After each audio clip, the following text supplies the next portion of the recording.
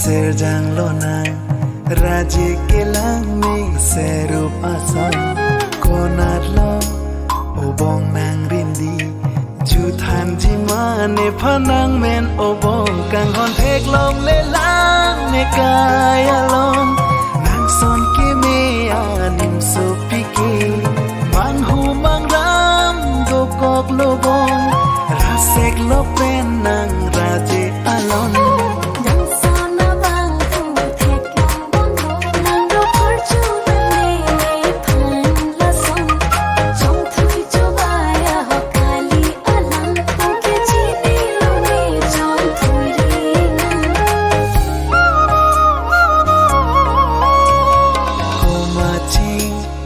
Serjang lonang raji kelang mi serup asam konat lo obong nang rindi juthan jimane phan obong kang hon lalang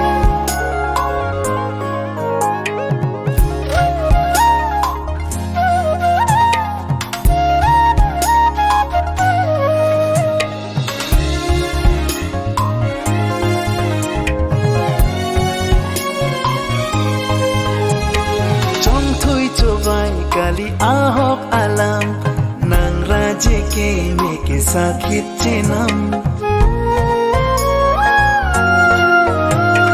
munthiri nang kero pharjo pu ke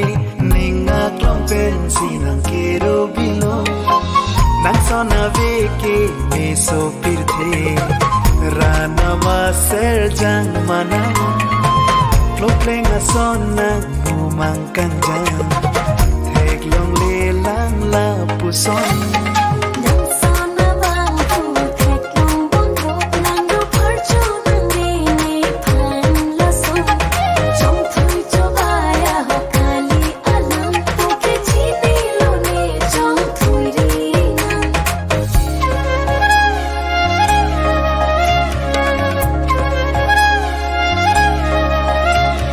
ko ma ching serjang lonang raji kelang mi serup asam konat lo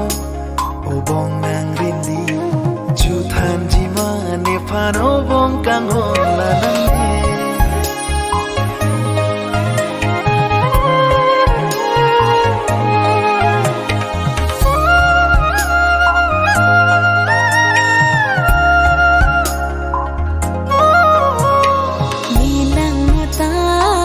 chini ni ranam ne picho tara jili ande ne phanang ne kiro koan si ke bela ne raje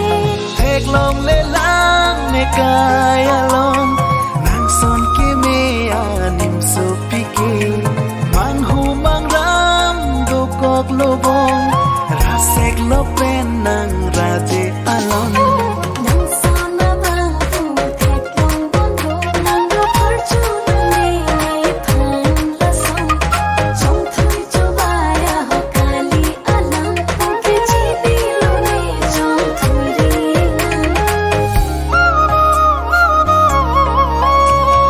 ko ma ching serjang lonang raji kelang mi serup asam konat lo obong nang rindi